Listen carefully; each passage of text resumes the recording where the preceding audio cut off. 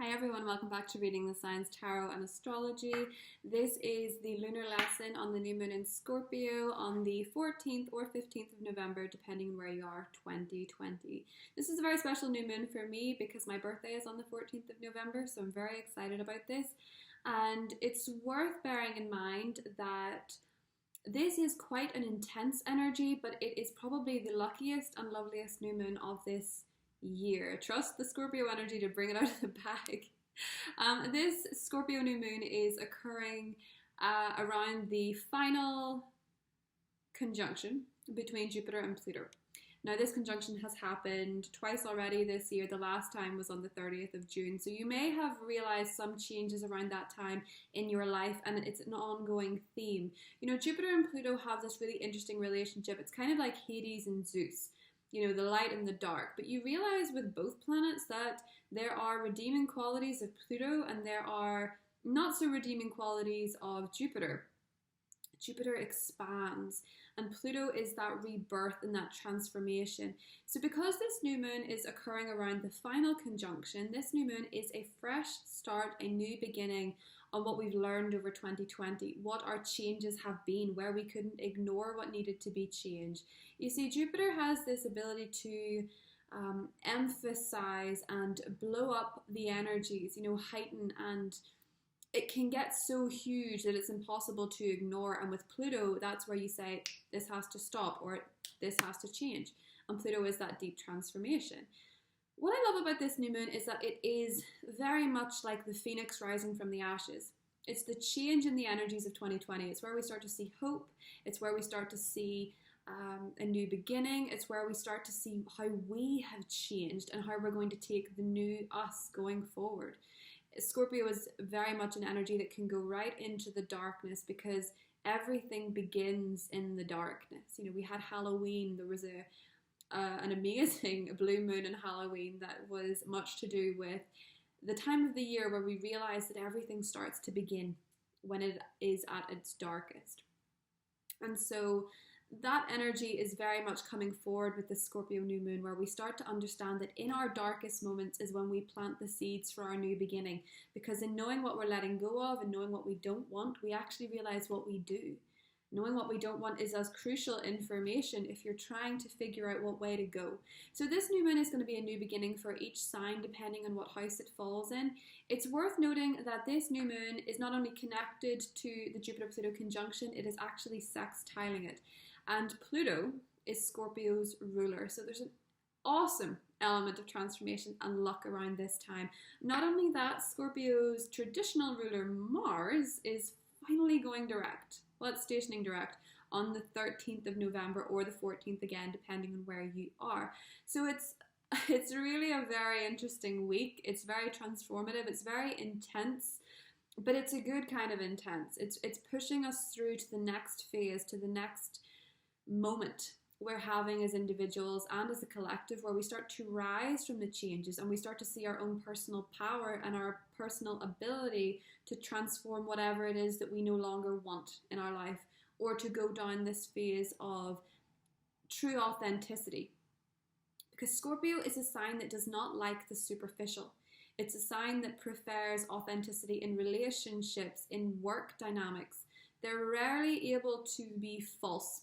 You know, you're either a friend or you're not. It's quite a transformative but extreme energy. So this is a new beginning marked in our own personal authenticity. And Jupiter and Pluto want you to do that. They want you to make choices that you don't mind expanding on. And they want you to let go of what can no longer expand, what is no longer working. And I think that the energy between Scorpio and Capricorn is one of ambition as well. It's one where we can start new ambitious goals and work towards what we want for our future, but also what we want as a society. You know, this new moon is sextiling the Capricorn energy, and Capricorn rules our governments and our political system. And it's about moving towards what we want out of that, you know, what we want the next few years to look like. Is the political system actually serving or working for us? I think in most cases it's not. And people are going to want a new beginning there. And of course, that new beginning has to come from letting go of the old. That is the phoenix rising from the ashes. The old has to burn down in order for us to emerge. So for a lot of societies, this Scorpio new moon is a time where we start to change the political system, where we start to change that energies. And because Mars is stationing direct and it's most intense on the 13th of November, there could be some unrest socially. People could be quite angry. There could be protests. But now that Mars is going direct in Aries, it's going to be there for the rest of the year. This is a time when we get our energy back.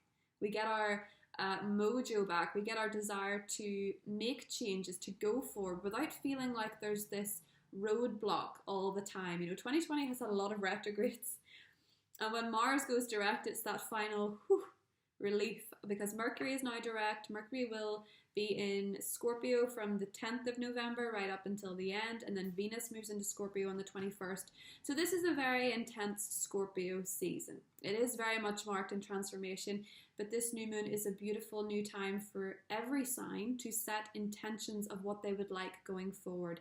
That alignment with Jupiter is very auspicious, it's very beneficial, and it can really help you grow what it is that you want to begin, where it is that you want to start over, where it is that you want to have your moment, where you turn your pain into power. Because Scorpio is the sign that rules death, and it's a very painful house in some regards. There's a lot of, death isn't the easiest thing for people to comprehend or understand or work with, but it is knowing how to change your trauma into your power. It's interesting that the Scorpio moon, a new moon in Scorpio is really a time to reset from that point. But in terms of, celebrity examples, we think of Kylie Jenner, I think is an interesting example of a Scorpio moon, because she transformed her most insecure part of her into a multi-million business, or billion, I'm not really sure, into her business, into her baby, into her, career, all from an insecurity, something that she felt very, very badly about. And that's what Scorpio energy does. And you see it commonly with Scorpio moon natives. They do transform their deepest pain into something amazing. And that's something that we can all tap into at this Scorpio new moon. Whatever it is that you feel most insecure about, you can actually transform it into your greatest strength. It's no better time to do it. So there will be timestamps listed below for each sign. For each sign I will go into the astrology, but I will also be doing oracle cards and tarot cards to get an overall picture. Follow the timestamps below. Do watch your sun, moon and rising. Sometimes your rising will apply the most, sometimes your sun applies the most, and sometimes your moon applies the most, especially if you're a Scorpio moon, because this is your annual new moon. So bear that in mind. Enjoy. Have a wonderful new moon. Don't forget to set your intentions. Don't forget to think big. Jupiter is a big, expansive energy. Don't shoot low. Shoot for the stars. Okay? So I'll see you guys soon. Bye. Hi, Scorpio. Welcome to your new moon in Scorpio reading. So, happy birthday to all the 14th, 15th of November Scorpios in particular who are celebrating on the new moon. I know that I am. So, Scorpio, a lot of things came up in your cards. This matches the astrology, because when you have a new moon in your first house and it is linked to Jupiter, and not only Jupiter, but your ruler, which is also linked to Jupiter, it's so broad because you can really manifest whatever it is that you want. You just have to abracadabra, speak it into existence.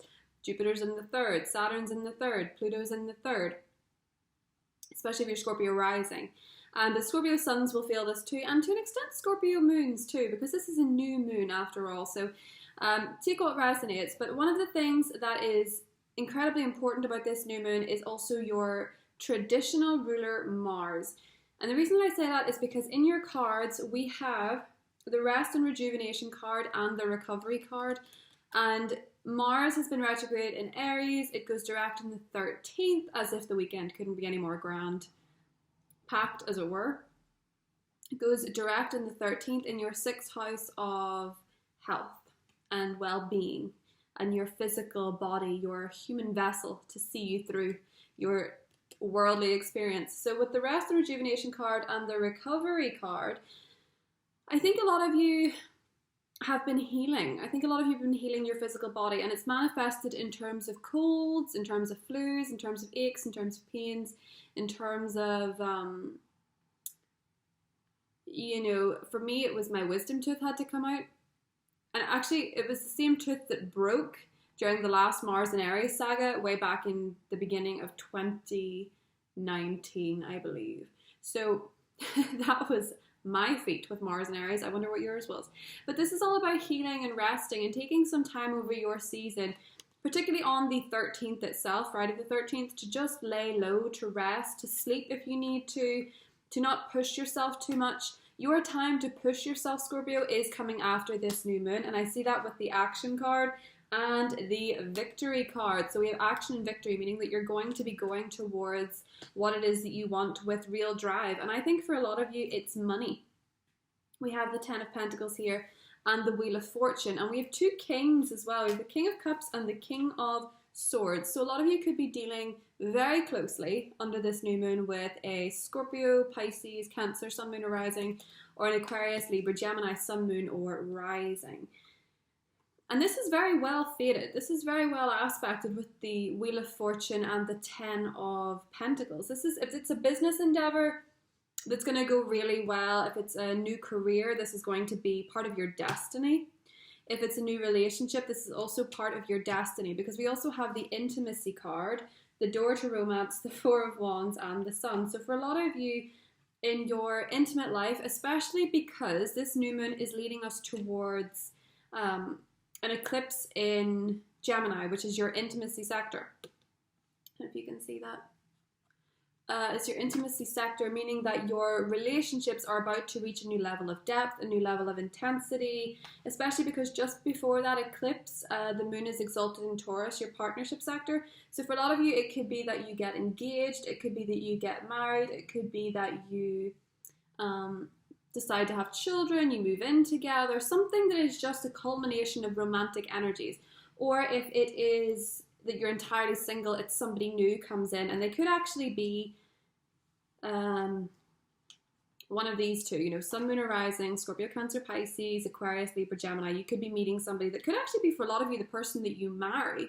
So something that's quite long term here is illuminated by the astrology and also by your cards, especially with the door to romance. There's also healthy and happy developments in the home. When the Four of Wands came out with the Sun, these are two of my favorite cards. So it's a feeling of connection, of happiness, of joy, of innocence, of purity, which is kind of funny with the Scorpio energy that's so not associated with that. But when it's in your first house, it's very much you in your purest form, especially because we have that full moon coming up in your 8th house, which is you to a T. So this is all energy that you're actually very comfortable with. And I see that where things have been kind of slow or kind of not moving for you in recent months, the luminosity card and the perception card is almost this feeling that the way that you look at things has changed so much. The way that you look at your relationships has really flourished. You're a lot more open. You're a lot more willing to cooperate, willing to communicate, willing to express. And because of this luminosity and your perception of self, you're now more able to attract what it is that you actually want, because you're not conflicting it.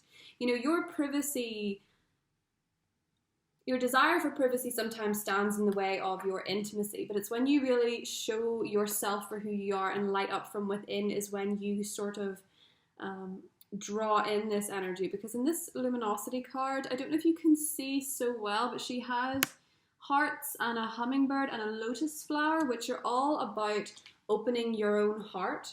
And I can see with the door to romance card that there's a little keyhole on the heart, and it's almost like now there's this feeling of a key. You know, there's a feeling that something is being unlocked here. So for a lot of you that are completely single, that's a beautiful energy, but any relationship status for you, Scorpio, is a very beautiful energy. And if you notice in this card, there's the key. The recovery card. So for a lot of you that are entering new relationships or moving up a level or whatever it is, it's going to be very healing for you, and it's going to help you recover from a lot of past pains that you've carried with you, kind of like badges of honor. You know, I sort of see Scorpios carry their pain as badges of honor of look what I overcame. But it's when you overcome yourself that it's actually the most significant victory. See?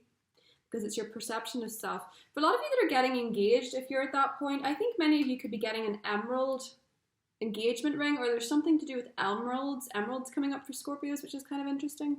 It's almost like this would be a very lucky stone for you around this new moon, is the emerald energy.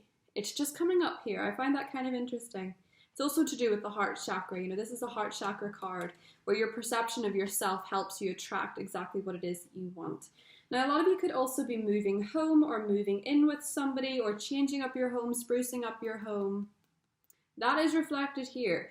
I do think a lot of Scorpios are going towards much more security in general with that eclipse, because it's looking like a lot of you are moving on to higher pay packets, higher wages, new opportunities in career. I feel as well with the two kings that while they could be romantic prospects for anybody, they could also be that Jupiter-Pluto conjunction, bringing you more luck, bringing you more money. And it's also saying that when Jupiter goes into Aquarius, a lot of you are going to be buying a home, finding a new home, and something to do with, you know, the Aquarius energy for you is that fourth house of home, of family. A lot of you could be starting a family. But it's coming up here as a very solid time of manifestation, and really when you're in your element. And I think it's something that you should enjoy, Scorpio, because the luckiest new moon of this year belongs to you, okay? And I think a lot of the time with Scorpios over the recent couple of years, a lot of Scorpios have kind of felt, particularly with the retrograde energy, that it's been very intense. You know, the Venus retrograde in Gemini was intense. The Venus retrograde before that was in Scorpio. That was intense. Mercury's been retrograde in your sign for the last couple of years. You know, you've had a lot of things to contend with. But it's only made you more powerful, and it's only pulled you closer to your real self. And I think a lot of you are more understanding of what it means to be vulnerable in every relationship, you know, in your family life, in your friendship life, connecting with people, opening up to people, being there for people, and softening your heart to relationships and situations. It is very beautiful. And if you're not interested in romance at all, Scorpio, it's very, you know, astrological times like this don't come along very often, but if you're not interested in romance at all, I think a lot of you that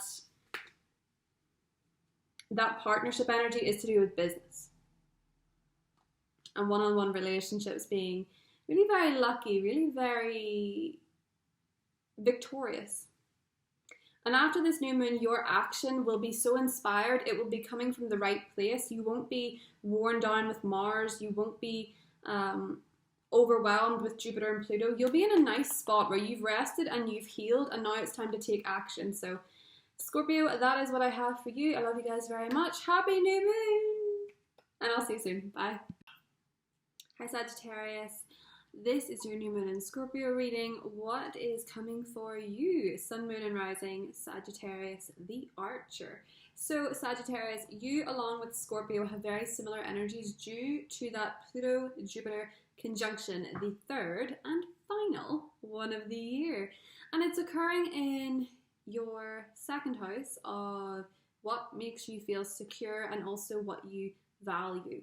This year, especially because Jupiter is your ruler, this year has been so much to do with establishing what it is that matters most to you on a personal level. What is it that makes you feel secure? What is it that makes you feel safe? And what is it that makes you feel valued? Your cards are reflecting this perfectly. And Scorpio energy for you, that 12th house, is very much the subconscious. It is the spiritual. It is the connection with self. And a lot of the time it is to do with the things that we cannot see but we understand, the things that we don't witness on a 3D level but we understand at a soul level and we believe in. You are the sign that's associated with philosophy, and while the 12th house isn't philosophy, it's more to do with you know, the spiritual side of religion. This is a very beautiful time for you in terms of choosing to engage with your spiritual side differently. And the reason that I say that is because I have the prayer card and I also have the attachment card, and I'm sort of seeing this combination as praying to feel differently about your connections, praying to feel differently about your spiritual beliefs, and really connecting to a different kind of energy. You know, it's tapping into something different. If you're not into the law of attraction or you're not into spirituality, I mean, I imagine you are if you're on this video, right? But it's kind of this this access to something you could not have foreseen. And it's really beautiful is what I'm trying to say. Maybe I'm not explaining this very well, but with the attachment card, I feel like a lot of you are releasing in the dark of the moon, releasing an old way of believing, because I also see the Magician and the Mirror, which is a lot to do with how you do manifest in this world. And I think a lot of you have come to understand in 2020 that there's been some kind of stumbling block, something that you had to learn the hard way, something that you had to go through to understand. And there's a lack of regret for it. You know, there is this understanding in your head that I had to go through something really tough to see exactly what it is that needed to be changed. And I feel that with this new moon, you are releasing and creating at the same time. You're letting something go to pick something up. And what you're picking up is something really beautiful. It is a connection and a belief and an answered prayer is what I'm sort of getting from these cards. We have the man holding a heart. We have the connection card. We also have the Four of Wands and the Justice card. So I think leading up to the lunar eclipse in your 7th house of marriage and partnerships, a lot of you are ready to tie the knot. Again, this is quite similar to Scorpio's energy due to the astrological placements. So some of you could be marrying a Scorpio or dealing with a Scorpio. But with the Justice card, it could also be a Libra. But I'm seeing a deepening of connections on a really personal level, deepening your intimate relationships, deepening your relationship status, meeting somebody new.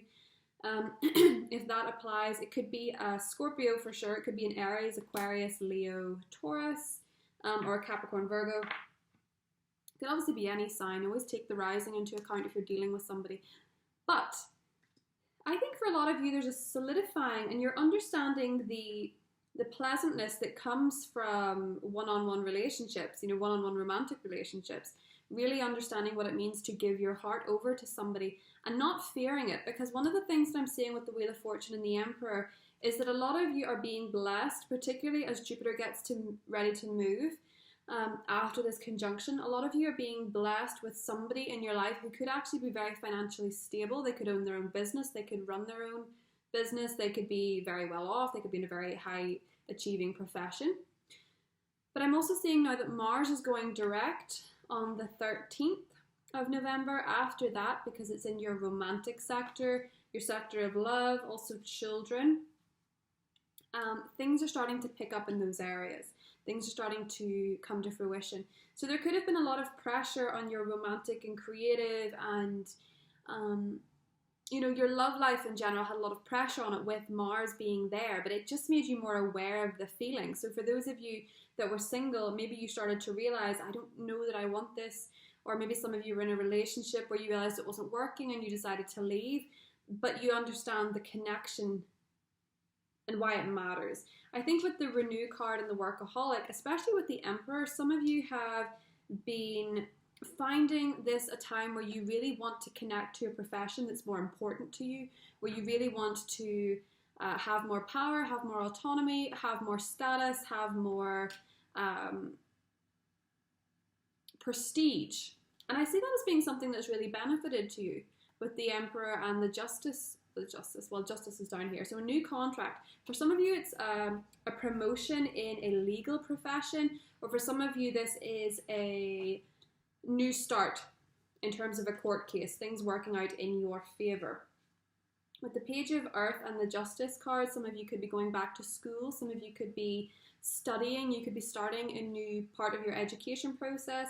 And I think with the Workaholic card, it's saying make sure that you pay attention to your well-being while you do this, because you still need to maintain these connections. And with the Compassion card, I think a lot of you could feel very emotional around this time. You could have a lot of pent-up emotions come to the surface as you release old attachments and an old way of doing things. But I also see that somebody really wants to offer you something in terms of emotional input. You know, maybe they want to offer you emotional support, maybe they want to offer you love, maybe they want to offer you friendship.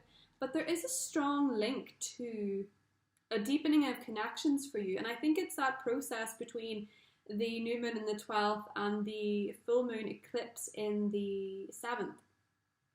It's this beautiful shift of letting go of the old ways of doing things, letting go of past relationships or processing some grief, and really embracing new love. And for some of you, it's not even romantic. It is friendship, or it is companionship, or it is, you know, even because it's the 12th house, it's connecting more so to somebody that you lost. You know, feeling that connection, feeling supported, feeling protected. But I feel like with the Four of Wands, if there's been trouble with children in particular, trouble with family, I feel like for some of you that are not getting on very well with your own children, they are reaching out at this time, reconnecting, and things are feeling a lot more, it's almost like an answered prayer. I think some of you have maybe been dealing with somebody who was quite sour and who was quite troublesome, and now you're starting to understand them better. There's a healing there, especially if it's kids, but also if it's romance. You're starting to heal somebody better. And with the compassion card and the go outside card, I feel like a lot of you reconnect to the answers you need through nature at this time. You know, being outside, being outdoors, having garden parties, if that's what it is. And with the renewal card, a lot of you need to stay grounded and stay connected to the earth in order to feel supported. Bear in mind, this Jupiter-Pluto conjunction is transforming you in a big way, but it is happening in the sign of Capricorn, that is an earth sign. So that is a time to stay grounded, to stay connected to the earth, to take adventures in nature, to go exploring, to, you know, especially if you have children, I think some of you need to make sure that they have more access to the outdoors, because they could be, with the Page of Pentacles, a child that really thrives in nature and feels very trapped if they're kept indoors, which you understand, being the sign that you are. So I really love it, Sagittarius. Your cards are beautiful. Your energy was beautiful. The astrology is beautiful. I hope you have a wonderful and prosperous new moon, and I'll see you soon. Bye. Hi Capricorn, welcome to your new moon in Scorpio segment. So this new moon in Scorpio is beautifully aspected by Saturn, Jupiter and Pluto all in your sign, and it's also touching the Jupiter-Pluto conjunction in your sign. So this new moon is actually as well your 11th house, especially if you're Capricorn rising, of wish fulfillment. It also rules connections, friendships, you know, connections on a social level, your friendships, your communities, where there's joint interests, where there is humanitarian causes, for example. And then it is leading up to a lunar eclipse in Gemini, which is your 6th house of work and day-to-day routine. Now, one of the things that was very interesting about your cards is that the moon came up twice out of 2 different decks, and I really like that. 2 moon cards, meaning that this new moon is actually incredibly significant for you. Now, why I think it's incredibly significant for you is that it is a time when you are ready to say that you are done with the self-limiting beliefs, you're done with the fears, you're done with your perception that you're not enough in some regard, and this is a new start for you. That Jupiter-Pluto conjunction is not messing around. It's in your 1st house. It is making all the areas that you need to expand incredibly clear. It is showing you what areas of your life are the most lucky and what areas of your life are the most disastrous and sabotage ridden. So the reason I say that is because the moon came up with Judgment. Judgment is actually Pluto, and Pluto is connecting to this new moon in Scorpio, which is Pluto's sign. So this is a wonderful time for you to let go of the past. You know, that Jupiter-Pluto conjunction in your sign. Gonna sneeze. I thought I was gonna sneeze. The sneeze is a judgment energy anyway, isn't it, really?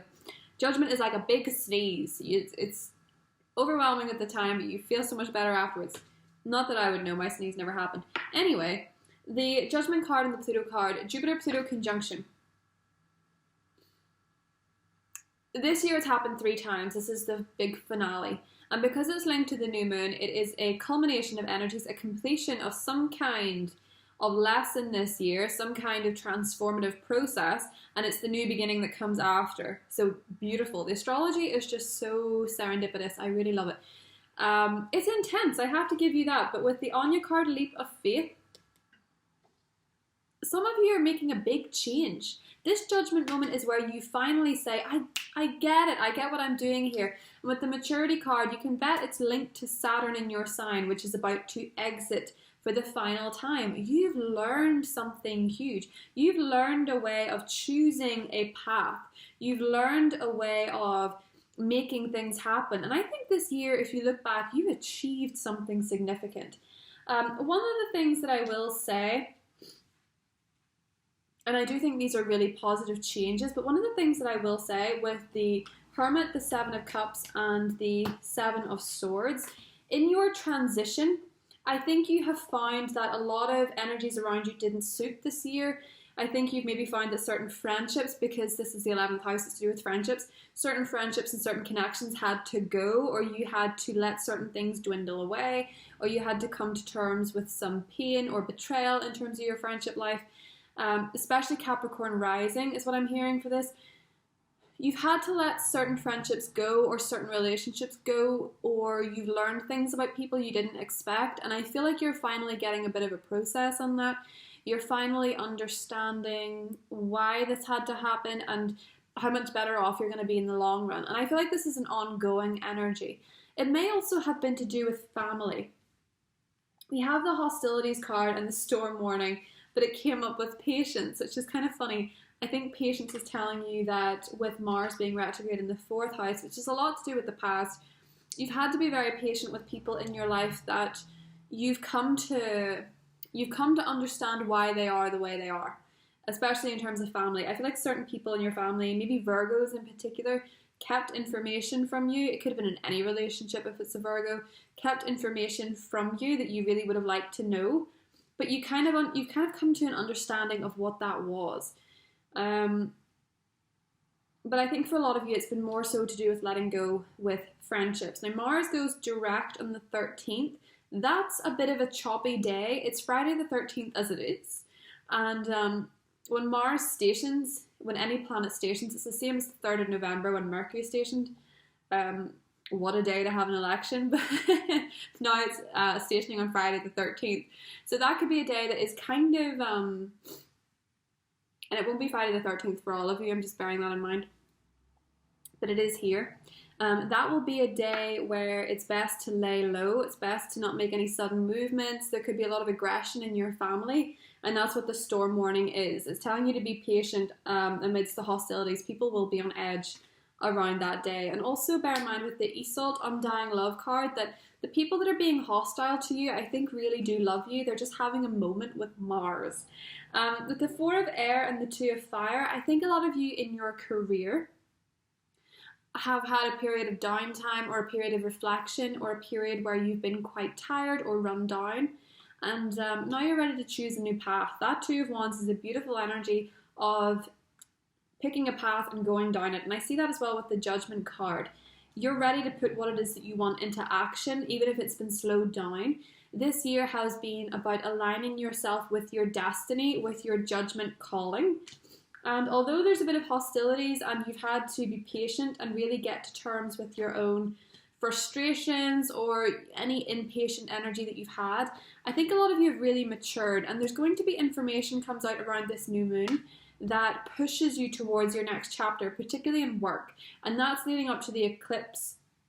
There's going to be a lot of changes in your work life, and I think it's all to push you further down that path of destiny. You know what you're doing, you know what you want to do, and it's something that you've waited a while for.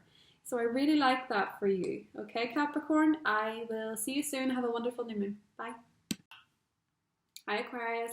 Welcome to your new moon in Scorpio reading. So this new moon in Scorpio is falling in your 10th house of career, of fame, of long-term goals.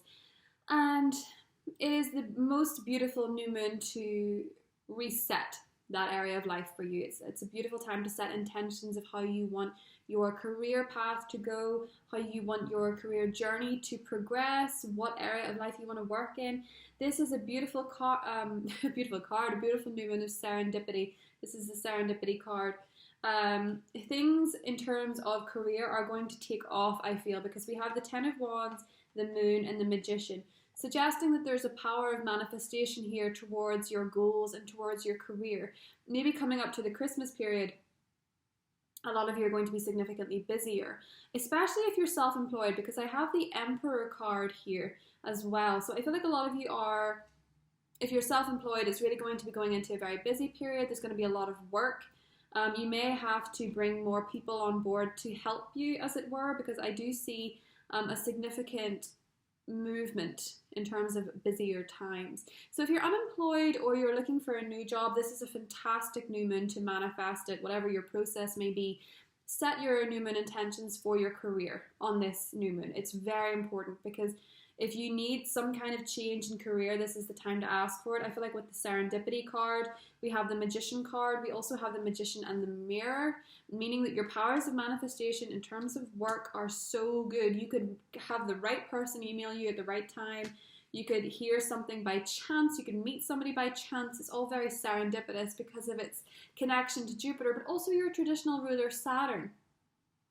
There's a lot of magic in that, you know. It's just serendipity is what I keep hearing. And with the Temple Path, I feel like a lot of you, especially with the all tied up card, a lot of you have felt very trapped or frustrated in terms of work, or maybe some of you are already feeling very busy and want some peace. Well, then you can manifest that. You can manifest more help. You can manifest well, you can't manifest more time, that's for sure, but you can manifest more support. This is a new moon where you really can manifest whatever you want. But this pairing also makes me think, because the Magician is the Gemini card, this also makes me think leading up to the eclipse in your 5th house of love and romance. The energy in between then is going to be heightening. It's going to be developing. Because one thing I do see for a lot of you is a relationship with a fire sign. Aries, Leo, Sagittarius, but an emphasis on Aries, where you've been trying to protect your heart, or they've been trying to protect their heart, but the connection's kind of inevitable. I feel like there's, for a lot of you, a real love relationship, especially for women, because I have the Love card and the Divine Masculine, with a really wonderful counterpart, somebody who's very emotionally healthy, somebody who's very emotionally sound, someone who's really generous, really kind, very protective, but just an honest, lovely human being.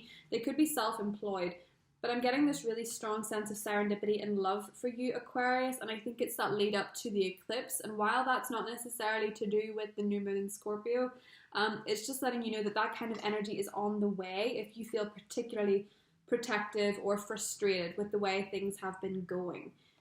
I sort of get this impression with Mars going direct in the 3rd that you're going to be able to let your walls down a little bit in terms of your communication, and you're going to be able to say what you want and express yourself, because with the Arts card and the sensitivity, it's about expressing your vulnerable side, expressing the parts of you that make you human. And I think with the Angel of Balance and the Love card, for a lot of you, with Mars retrograde in Aries, you've not quite been expressing your, you know, your heart and your soul the way that you'd like to, especially if you're in the creative profession. If you're in the creative profession, there's actually probably quite an interesting opportunity coming for you to market your creativity around that eclipse. There's a big change coming in. And again, I'm getting this serendipitous vibe that all of it's part of your destiny. And in terms of love and romance, it doesn't have to be a fire sign, but it's likely a fire sign, sun, moon, or rising. But it can also be that Emperor energy is Mars going direct, and you being able to let down your walls a little bit and verbalize how you feel. I'm going to draw you some chakra cards. I actually realized yours is the pile that doesn't have them, so let's do them on screen. Creation. Okay, so creation and prayer. So some kind of prayer is being answered here with the creation card. I feel like you're very much creating your own destiny, but you're going into a path that really feels very authentic to you. I get with the Arts card, the creation card, the serendipity card. I feel like you're creating something. You're creating the next path, and I think that it's symbolic to me of right place, right time, especially in career, manifesting the opportunity that you need, manifesting the support you need, manifesting the idea that you need more than anything else. But also, you know, answered prayers in terms of love and in terms of relationships. The Lovers and the Love card.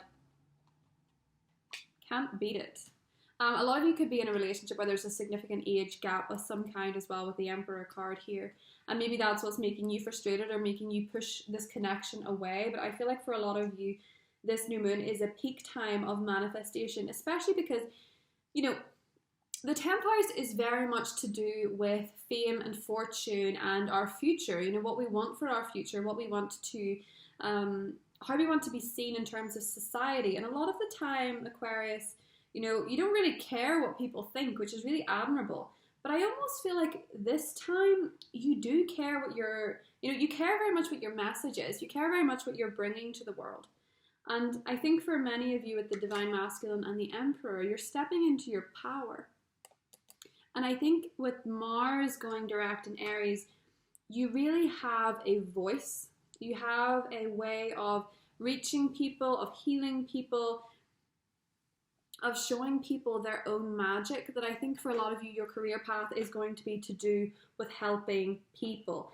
It's going to be to do with reshaping the new world. With the Magician card coming up twice, I feel like you're going to help people see what needs to be changed and what needs to be done. But it's certainly, if you're manifesting a new career path or you're manifesting something in love, I'm seeing this as a very auspicious new moon to do so, especially if you're looking to manifest something new in career. And the reason that I'm seeing this as well is because the 12th house to me is very much to do with serendipity. And of course, Jupiter, Pluto, and Saturn are all there in your 12th. So there is an element of destiny and fate in this that has not been tapped into until probably the last 3 years or so. You know, something different that you're finally understanding. When Jupiter leaves, especially because Jupiter's about to go into your sign, which is so lucky. But when Jupiter leaves the 12th, the gift that it gives you is something that can't be seen. I think with the Magician card, it's that alchemy card. It's leaving you with the ability to create, the ability to manifest through prayer, the ability to manifest through words. That is what I'm seeing for you as being very significant, Aquarius. So this new moon is a time to chant into existence what it is that you want for the next cycle, what it is that you want for the next 2 weeks that follow. It's a very exciting time. It's very, very serendipitous. It's very an open book for you to manifest. The cards are just, the cards are basically to do with manifestation. What it is that you want to speak into existence. You'll have more power to do that now that Mars is going direct in your 3rd house. So I hope you enjoyed that, Aquarius. I will see you in the next one. Bye. Hi Pisces, welcome to your new moon in Scorpio reading. So the energies for you are occurring in Scorpio, which is your 9th house, and it's sextiling all the planets in your 11th house. A really strong energy for you this year, Pisces, was that 11th house. The retrogrades and, you know, the fact that there's such heavy planets. Jupiter is your traditional ruler, and it's very lucky to have Jupiter in the 11th. I'm just going to say that if you're not tapping into that energy, there's a reason for that. So when Jupiter has been retrograde, it's now direct. Saturn was retrograde, it's now direct. You felt the Saturn influence for the last few years.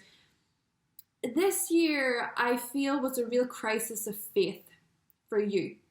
It was a real, do I believe in any of this stuff? Do I believe in astrology? Do I believe in the universe? Do I believe in law of attraction? There's been moments that's really probably pulled you kind of in deep to your Pisces intuition, your Pisces brain, the way that you operate, the way that you make your world the way it is, the way that you make things happen.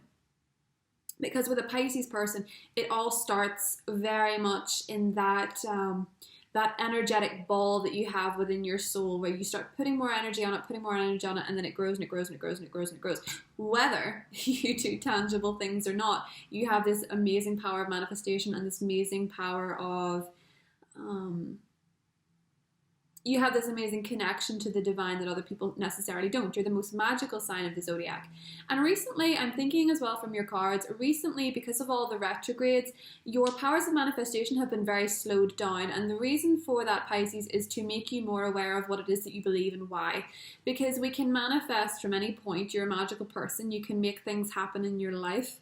But questioning your belief in any shape or form is good. And I know you maybe have felt like there's been crises of faith, or you felt very out of touch with your own self. maybe had some kind of out-of-body experiences, or experienced addictions, or experienced poor or deteriorating mental health moments. But what I'm seeing for your cards is that this is the new beginning. This is a new chapter for you. With the Hanged Man, the Six of Cups, and Temperance, you're finally healing from the past. And for a lot of you, this is a friendship. For many of you, you're healing from a friendship that went sour, feeling used in your relationships, feeling used in your friendships, feeling like you were a springboard for people to move to the next level, or just feeling like you suddenly disconnected with a friendship group, particularly if there was a common interest and maybe the common interest isn't there anymore. You're disconnecting with a lot of people, I feel, that were no longer in alignment with who you were, or you have been out of alignment with them before. And I feel like there's a forgiveness thing going on here. You know, you're kind of, with the forgiveness card, I feel like a lot of you are forgiving a friend from the past, or possibly even hearing from a friend from the past. With the Moon card and the Ace of Air, I'm getting this impression that maybe it's another Pisces, or maybe it's a water sign, maybe it's a Scorpio, Cancer, Pisces, or a Sagittarius. I feel like some of you are hearing from an old connection, an old friendship, and I feel like this is actually a very healing thing for you, where you can forgive each other or forgive them for whatever it is that they've done, and realize that a lot of it was actually part of the maturity process. So for some of you, this could be a friend from school or friend from university that you lost touch with, or there was some kind of friction or falling out. I think there's a new beginning for you in friendships, and it's a process of forgiving people that have been there before, but are no longer there. It's also kind of alerting you, Pisces, that if you're disagreeing with a lot of people at the moment, it's giving you that nod to like see things from their perspective, see things from a different perspective, because being different to your friends, especially if it's a political belief, is actually okay. You know, the 11th house is, it can be, the 11th and 9th house can be pretty political in terms of a connection here. And I see that for a lot of you, there could have been discord, because you had different perceptions to people, and it's really saying, no, you're better than this. You can agree to disagree with people and still have that relationship. And I know that for a lot of people that's a very intense thing to say at the moment, because people are very divided politically in many ways. This new moon's actually a very strong reset about this, because next year is going to be about, you know, we the people. It's going to be more to do with aligning as humanitarians rather than you know, taking sides with people in politics, you know, politicians and stuff. Because people are, you know, weaker when they're fighting with each other. So your main download, I think, at this new moon is that you're kind of a beacon of understanding and connecting with people, even if your perception's different. Now, this doesn't even have to be political. This can be that you had a falling out with somebody and you finally understand what their perception was, so you can heal and move forward.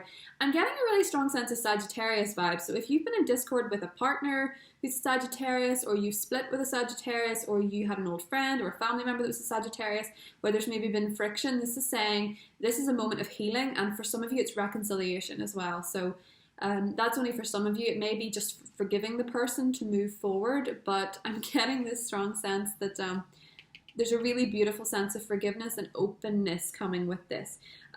There's also a strong sense for you of romance, and I'm thinking this is a lot to do with the fact that Scorpio is a fellow water sign, and it's a new beginning for you, because I had the door to romance, a man holding the heart, and the lovers came up for you. I also had the divine feminine.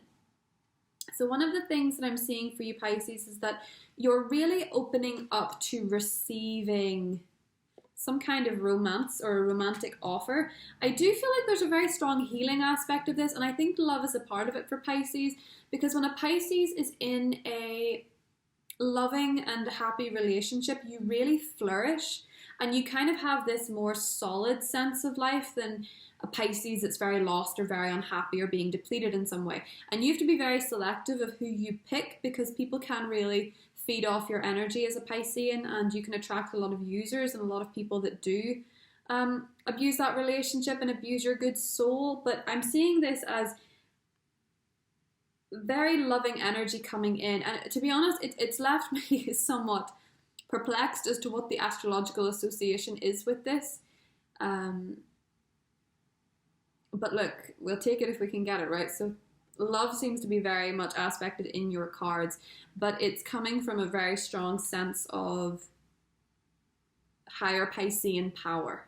So I think because of Jupiter being in the 11th, I think maybe a lot of Pisces have said this year, especially because Jupiter had a trine with your 7th house in the beginning of the year back in February, around the time the Jupiter-Pluto conjunctions started. So for a lot of you that have been trying to manifest love as your main wish this year, I think this is coming to you by the end of the year, and it's possibly the person you're meant to be with. There could be a travel aspect to this as well. Maybe you're manifesting travel. This is your 9th house. So if you're thinking of booking a holiday for next year, or you are thinking of moving or relocating, or there's some opportunity comes up for you to travel, this is actually very well aspected. So bear that in mind. I actually think, remain, every time there's been a new moon in someone's 9th house or a full moon in someone's 9th house and it's mentioned travel, just bear in mind that these energies last 6 months. So this will be lasting up to, the full moon in Taurus in the springtime, summertime. The full moon in Scorpio, in the spring, summertime, Pisces. So this could be an opportunity in the next 6 months to travel, possibly with a partner. Okay. So yeah, I also see the bright future card here as well, and the transformation card. So you are going through a really strong process of transformation, Pisces here. There's some element of forgiving the past that's really coming up for you, but it's letting you know that this new moon is a beautiful, bright new future for you, one that's filled with that restored hope, that restored optimism, that restored belief that you've maybe found has been wavering a bit this year. I do think that a lot of this is to do with those very strong 9th house, 11th house energies that are to do with the way that our mind creates our reality. Those are the 2 houses I associated most with that.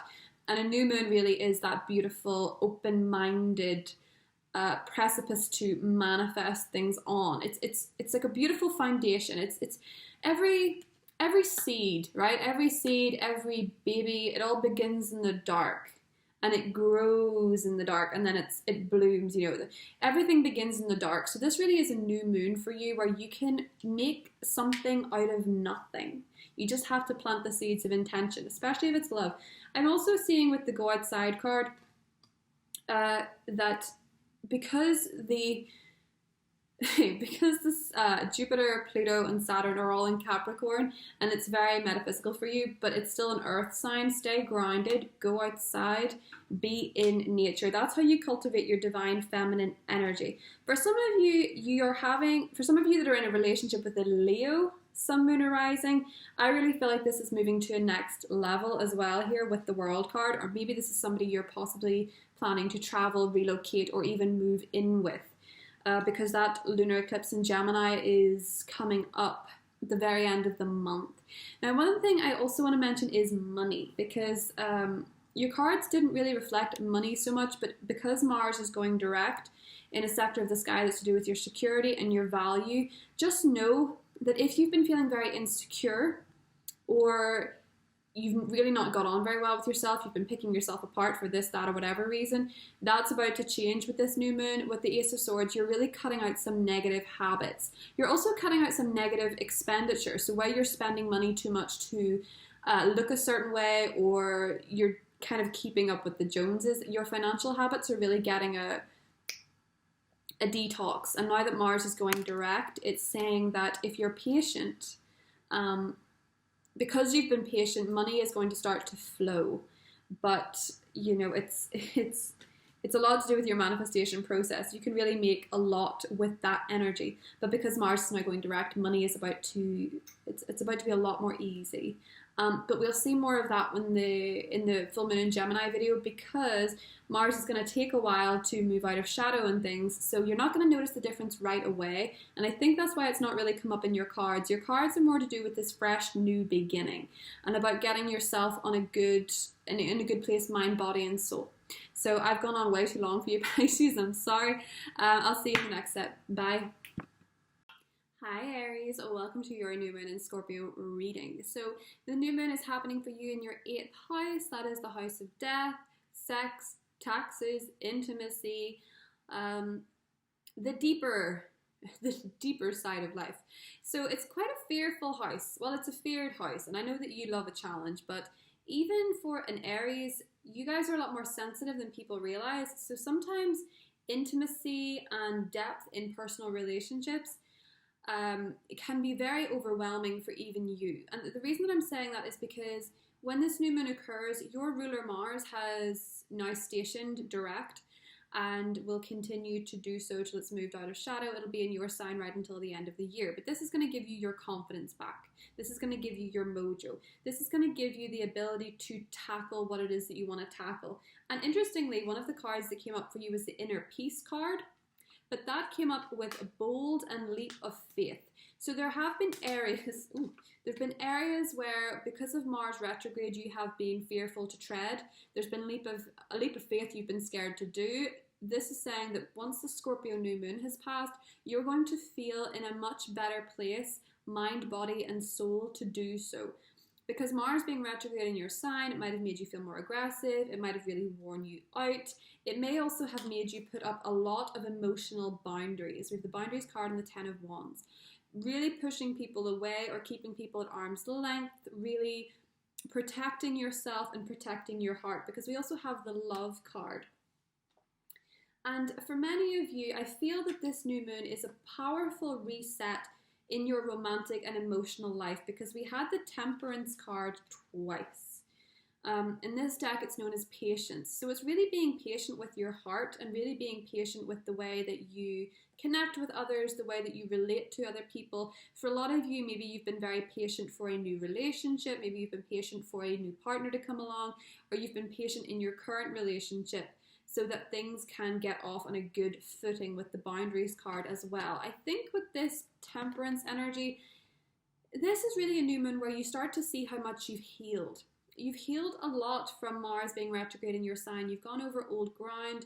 You've reassessed your relationship with yourself. With the Perfectionist card, I think you've realized where you've been very hard on yourself, where you've been trying to be perfect, and where that's maybe steering you wrong on many occasions. You know, maybe it's connecting you with the wrong friends. Maybe it's connecting with inauthentic relationships where you've really tried to be perfect for someone else to love you or understand you or want to be with you. And you're realizing with this new moon, all you have to do to get the right partner or for the relationship to thrive or for the right friendships to come along is to be yourself, okay? And even in terms of your career, with that Jupiter-Pluto conjunction being the third and final conjunction in your 10th house, even in terms of your career, you know, we're taught a lot from school that you have to craft the perfect CV, you have to do this to get a job, you have to do that to get a job. It never says, you know, be yourself and you'll align with the right career. But that is actually the energy that's occurring for you, where you've been very, very hardworking and you've realized this year if the career path you're on has been fruitful or not, if it has been loyal or not. I think for many of you, you've been in work environments with the gossip card and the bittersweet where you're just done with other people's drama. And I think that's a lot to do with setting up boundaries. So one of the things that I'm seeing with that Jupiter-Pluto conjunction though, is that a lot of you are going into quite a victorious period in terms of your career, which is really positive. I see with the community card here that you're going to be connecting with people who are very like-minded. Maybe you're starting a course, maybe you're starting a new job, maybe you're starting a new career path, and it's saying that the universe is going to really align you with people who are on your wavelength and who can help you. And people that are actually very self-aware, you know, they're not gossipy, they're not bored because they're doing something that they really want to do. So I'm feeling that this is actually very strong, authentic energy. You know, Scorpio energy is real to a fault. It's very authentic. It is what it is. And it rarely puts up this guise of anything other than that. And when they do put up a guise, Scorpios are just so inherently obvious that you can't, you know, it has to be authentic. So you're making a really authentic change in your career life, but also in your emotional life. I'm sensing with the 7 of Cups, a lot of you have been treading through, some past emotions. You've been trying to understand what's real and what's false. I think a lot of you are very focused on not becoming disillusioned with life, but also being very practical to a fault. A lot of you with this 8th house are seeing where you've maybe been sacrificing relationships in order to progress in your career, or you've maybe been too distrusting with people, or you've maybe been sort of swimming around with the emotions and not making much change. You can thank Mars for that. But Venus is going to be in Libra for most of November, and then it's going to move into Scorpio, so it's really blossoming your relationship life.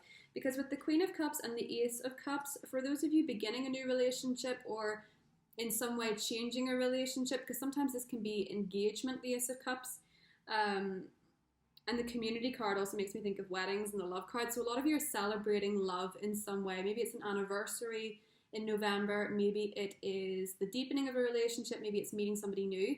With the Ace of Cups and the Queen of Cups, this is very likely someone who is very in touch with their emotions. It can be Scorpio, Cancer, Pisces, Sun, Moon, or Rising. And it seems like a really new, fulfilling connection, or seeing an old relationship in a new way, or healing from a past relationship. You know, the 8th house is very intimate, and it's really the place you go to realize that, you know, with the perfection card and the love card, you don't have to be perfect to be loved and appreciated.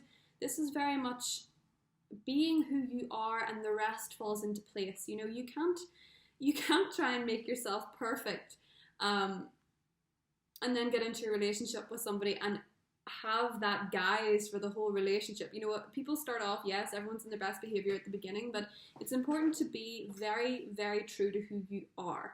And you don't have to look any different to the way you do now. You don't have to have any different type of qualification. Really, the 8th house is saying to you, Aries, that if you want something, go for it. It's take a leap of faith. Be bold. You're going through a period of transformation, and put your heart's true desire into action. So whatever it is that you want, just appreciate that this period of Mars in retrograde has been very healing for you. And it's been balancing you, because if you can see here, she's balancing the fire and the water. It's about balancing your fiery side with your emotional side. And I think this new moon is a beautiful time for you to get more in touch with your emotions and more in touch with the love energy that exists in the world. So there's a really beautiful restart for your emotional connections with people. Because when it's the house of death, I think we forget to acknowledge, when there's been such a focus on death this year with the Pluto aspect and the rebirth aspect, this new moon really is a rebirth. And love will always survive death. So bear that in mind whenever you're going forward from this new moon, that the new moon in Scorpio is very much to do with very strong feelings that can withstand a lot. So I really like your cards. I think they're very exciting. I think this new moon is the luckiest of the new year. So bear in mind, having it in your 8th house is a lot more auspicious than it sounds. So I will see you soon, Aries. Bye. Hi, Taurus. Welcome to your new moon in Scorpio reading. So the new moon in Scorpio is the 7th house for you of partnerships and relationships.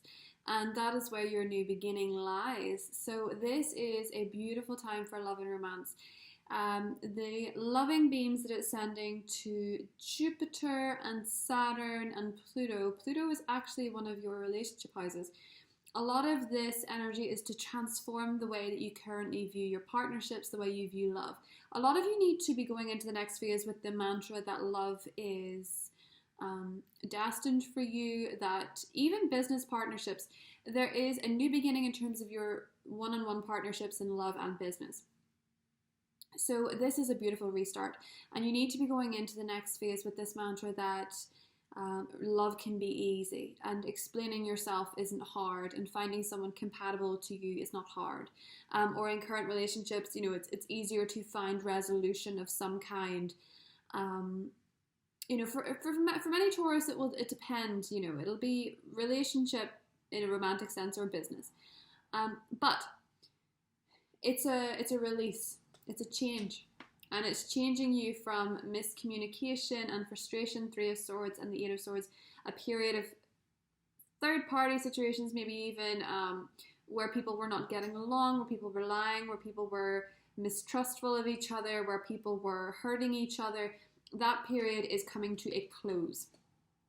and it is a release. Okay, so we have the release card here, which is kind of like death energy. You know, Scorpio new moon energy is like death, but it's the rebirth as well. So bear in mind what you're releasing and what you're letting go around this time is because there's new energy trying to usher in. I also see that with Neptune here, with the High Priestess card, Neptune going direct in Pisces in the latter half of November. For you, that's very much to do with your 11th house of manifestation. And one of the cards that also came up was the manifestation card. So we have a bit of a theme going on here. You're tapping into your higher powers, especially because we had the Hierophant card, which is very much to do with your energy. It is actually Taurus energy and your commitments. So for a lot of you, I think you're manifesting a committed relationship. And I mean, you know, very strong principles, very strong beliefs. I think for a lot of you, you want someone who has a similar religion or who has a similar belief system or a similar viewpoint. You know, somebody who's very wise. And for a lot of you that are in business partnerships that have gone stale or that are problematic, I feel like exiting those should be and probably will be based on integrity. Because this is really serving you at the moment, acting with a place of integrity and really following your principles, following your beliefs and being somebody who stands up for what they think is right. Because we have the 9th house aspecting this new moon, you know, Jupiter, Pluto and Saturn all in your 9th house, which is Capricorn. And 9th house is the philosopher. It is the principles, the morality. So I think for many of you, you are sticking to your guns. You're very determined to be proud of your actions, proud of who you are, proud of who you're becoming, proud of what you are putting out into the universe.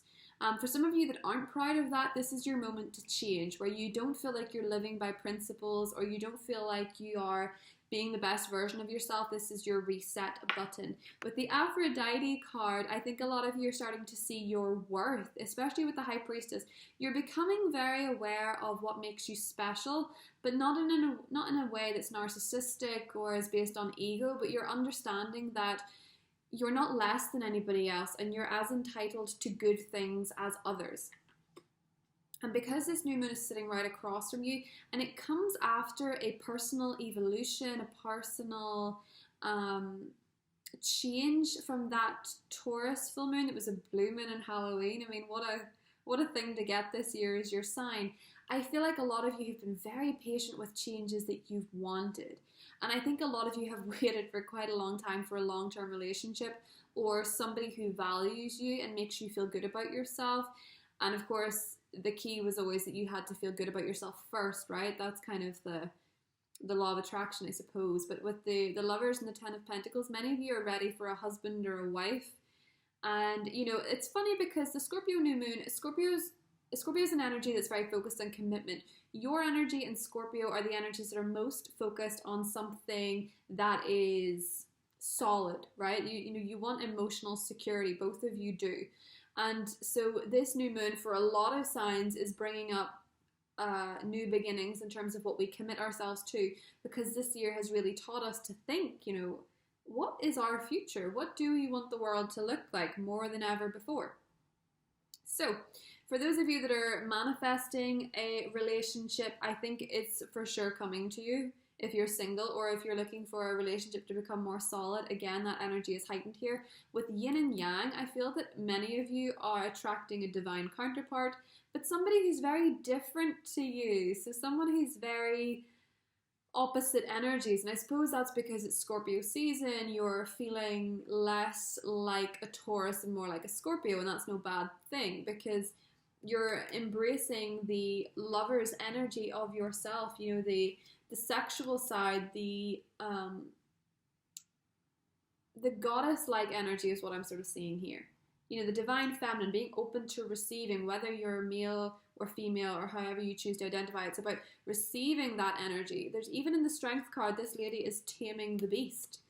And I get this kind of impression that many of you have been in relationships or in business partnerships where there have just been very tough times with the Five of Pentacles.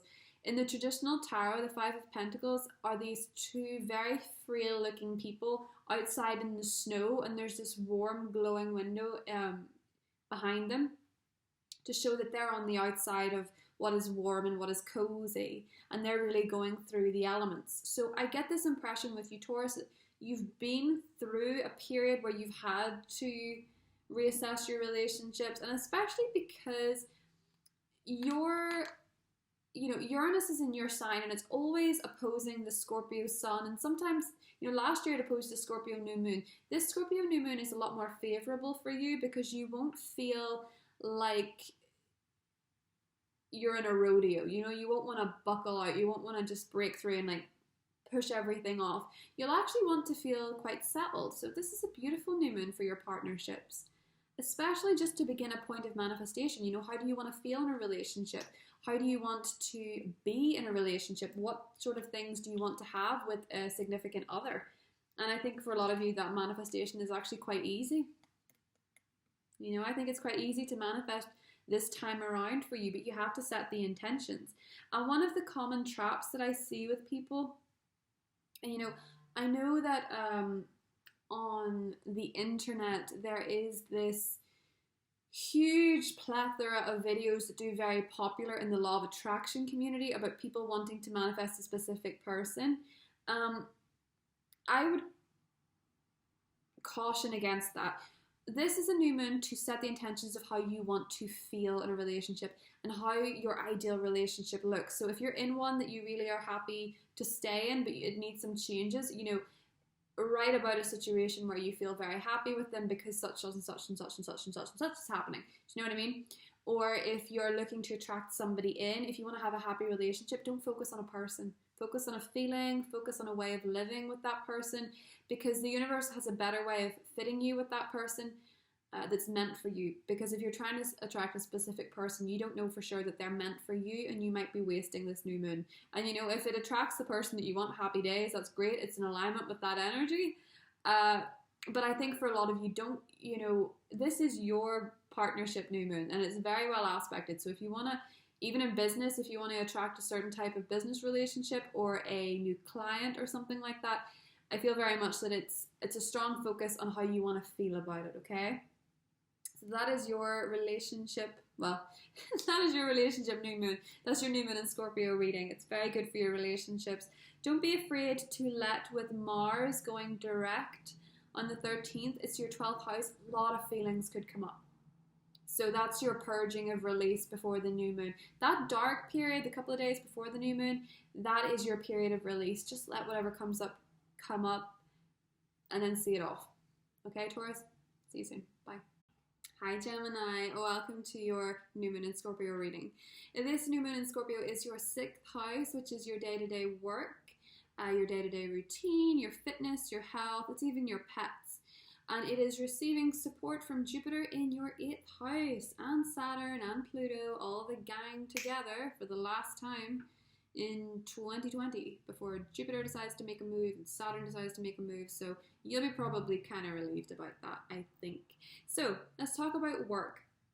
8 of Swords, 10 of Wands, and the Bittersweet card. A lot of you have been really through it in terms of work. There's been restrictions, there's been a lot of things to change, there's been a lot of heavy lifting, there's been a lot of heavy energy in general I'm sensing here. And for a lot of you, you've just quite simply been feeling kind of suffocated, kind of trapped, kind of overwhelmed, just kind of in this process of, oh, not another thing. Do you know what I mean? Like this kind of overkill of things to sort out and things to figure out and what not. So this is your new beginning.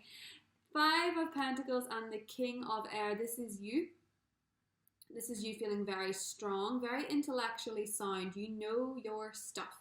You have learned a lot through the challenges. With the 5 of Pentacles, I think many of you have learned to boss up, particularly where it came to matters considering business, your day-to-day career, and your work life in general, but also your mentality. A lot of you have changed some part of your mentality that needed to. Perhaps you had to lose to understand your power. You know, maybe that's your challenge. I think for many of you, you've been through it in terms of health as well. And this new moon is a wonderful time to set intentions for healing, for physical healing. Many of you could have decided that you want to practice some form of healing profession, maybe something holistic, maybe medicine, nursing, diet, homeopathy, that kind of thing is all aspected here. Or it's that you're leveling up in that level of career if you're already in that. There's certainly a new beginning in your work life and in your health. Okay, so this is about knowing how to look after yourself, and for most of you, it seems to be up here. Okay, your 6th and 7th chakras are the 2 cards that came out, so that's your third eye and your crown. For many of you, you could be getting more into spiritual practice, meditation, astrology, tarot, any of that kind of thing, especially due to that blue moon in your 12th house, which has really probably, for many of you, tapped you into some psychic abilities that you maybe didn't even know you had. So this is coming up as something that you're really working on, and that's actually going to bring you a lot of satisfaction, because we have the 10 of Cups here, suggesting that the more you tap into that healing energy and the more you work on your third eye and your crown, the more you can attract what it is that you want to attract. So for a lot of you, the material life has really been bogging you down lately, and this new moon is a reset for a new way of meeting challenges. But I do think that a lot of your physical ailments have maybe come from the way that you perceive life, or the way that you're perceiving yourself. You know, when we have emotional trauma, it manifests physically in the body, whether it's intense shoulders or an upset stomach. You know, if you're very sensitive to your surroundings and you're very worried, your stomach gets upset, or your head, you get headaches. I think for a lot of you, it could be migraines just from this. And I think many of you realize, being part of the air family, that the better your mental health is, the stronger your body is. And the thing about being an air sign is that you have so many thoughts in a day. It can really lead to a lot of traffic, and it's asking you, Gemini, to find a way with this new moon of setting a new spiritual practice that helps you feel balanced and grounded and helps you feel more clear of mind. I also see with the Fairness card, if there's been a legal dispute or there has been something to do with the law or policy that has been challenging for you, that's about to balance out with this new moon too. And with the Goddess card, I feel like there's good news around the new moon for you to celebrate in terms of business and in terms of work, but also in terms of your body. Maybe some of you have found you've lost weight, or some of you have found a way of exercise that really makes you feel good, or maybe some of you have gained weight if that's what you wanted to do. It's just like an energy of health coming through that's part of your new moon process. It's manifesting more health and emotional contentment, because one of the things also that came up for you, and I think this might have come up last time, is the man holding a heart and the 10 of Cups. So there's a lot of with it well aspect in your 8th house, your relationships that are their deepest. You know, if you're engaged to somebody, if you're married to somebody, if you're in a long-term relationship, this is very beautiful reconnection, or deciding to I always see the 10 of Cups as maybe somebody you start a family with, something like that. Especially with the Goddess energy, there's kind of this birth energy of creating something with another person. Especially with the Love card here as well, there's a very strong loving energy that's actually come up for so many of the signs. It's really funny, that card has popped up quite a bit. And I suppose with Jupiter and Pluto being very transformative, it's a lot to do with, you know, the expansive energy of love. Jupiter is very joyful and Pluto is very transformative, and when they get together, they can obviously, you know, this year they caused a bit of a ruckus. But I feel for you that this meeting up in your 8th house is really trying to connect you to deeper intimacy. You know, it's trying to connect you deeper to the people you love, and that might have been quite rocky this year, and this is your new beginning in that area. So it's really lovely energy. And I also think with this bittersweet card, the challenges that you faced because of the Jupiter-Pluto conjunction, of course with the 8th house, Gemini, especially Gemini rising, it's been very much a series of death and rebirth for you. It's been very much a series of you know, getting to know yourself. And that eclipse that's coming up in your sign on the 30th of November, I feel like we're leading up to a really powerful transformation for you. You know, when it's in your 1st house, especially Gemini rising, this puts you front and center in the public. It puts you front and center You know, almost for a lot of people on a world stage, but just quite simply garnering more attention. So for those of you that are looking for love in particular, that's interesting, because the Sagittarius season, there'll be a new moon there as well where you could really manifest love, but that's more next month's energy. I have to be honest, I will be doing a video on the full moon eclipse in your sign where you really will truly be center stage. But I feel like this energy is all gearing you up for that moment, Gemini. So we'll talk more in that reading, and until then, I'll see you soon. Bye. Hi Cancer, welcome to your new moon in Scorpio reading. So this new moon is occurring in your 5th house, and it's aspecting your 7th house. So this is a very romantic new moon for you, because the 5th house and the 7th house are love, creativity, but it's also partnership in the 7th house, your marriage, your relationship there, and I'm seeing some really beautiful cards for that. This is a beautiful new moon if you're single, to manifest new love. If you're in a creative profession, or even if you're self-employed and view what you do as something very creative, this is a really gorgeous new moon for you to start things off and attract business partnerships, new clients, things like that. Because the card that came up twice, the 2 tarot cards that came up, excuse me, overwhelmed. 3 of Wands, which is the 3 of fire in this deck. So one thing that I hear when I see this card is ships coming in. Because as you can see here, he is literally waiting to see his ships come in. He knows that he doesn't have to swim out to meet them. He doesn't have to take a little paddle boat and row, row, row. He doesn't have to dive in and get wet. He just knows that the ships are coming in. He can see them on the horizon. He knows that they're coming in. They're not just with him yet. The things that he's expecting on those ships aren't in his hands, but they're coming. So one of the things that I'm saying with this new moon is that after a period of really being tested in terms of patience with your creativity, with your relationships, with your children, you're about to have some kind of wish granted. Now the reason that I say that is because the 9 of Cups came out with the Chariot, okay?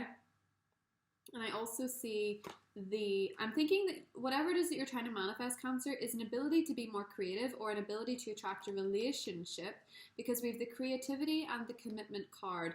So I think for a lot of you, if love isn't something you're looking to attract because you already have it, you have a partnership, you have a relationship, if you're not looking to attract that, then this part isn't for you, but I will get to. So the 9 of Cups and the Chariot, either way, is you having some kind of wish fulfillment, things turning around for you, and you just having this ability to say, yes, I'm going to go for this.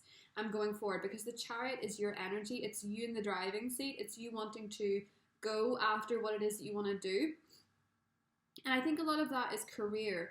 So I'll get into love first. For a lot of you with the heart chakra card and the perception card, I think over the past year in your partnerships, in fact, the past 3 years in your partnerships, Cancer, you've really been pushed to grow and learn about partnership, your one-on-one dynamics in general. And the way that you've learned through that is by experiencing where you have some blocks or problems in your heart chakra, but also where you have problems with differences, uniting differences. You know, sometimes it manifests as meeting somebody who's your counterpart that's completely the opposite of you. You know, Capricorn is your opposite sign. And this year, obviously, we had that stellium in that sector, which means that relationships come center stage, but while Saturn and Jupiter leave that sector and you're looking for love, or you're in a relationship, it usually gets more committed.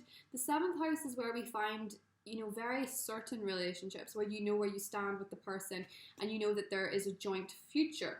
You know, the 3 of Wands is always this consideration of, well, are we looking in the same direction? Because that's what partnership actually is. It's not about having all the same interests or the same perspective and things, but it's certainly looking in the same direction. So Jupiter, Saturn, and Pluto have really pulled you in to your heart chakra to see what direction are you actually looking.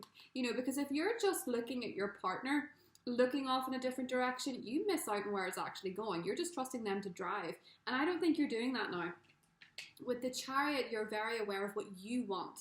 And that is the most important thing about the first 7th house dynamic, is that a planet sitting across from you, like directly opposite you, is asking you, what do you want? You know, as much as you can be in a relationship with somebody and, you know, you can want the same thing, you have to be sure that you want the same thing.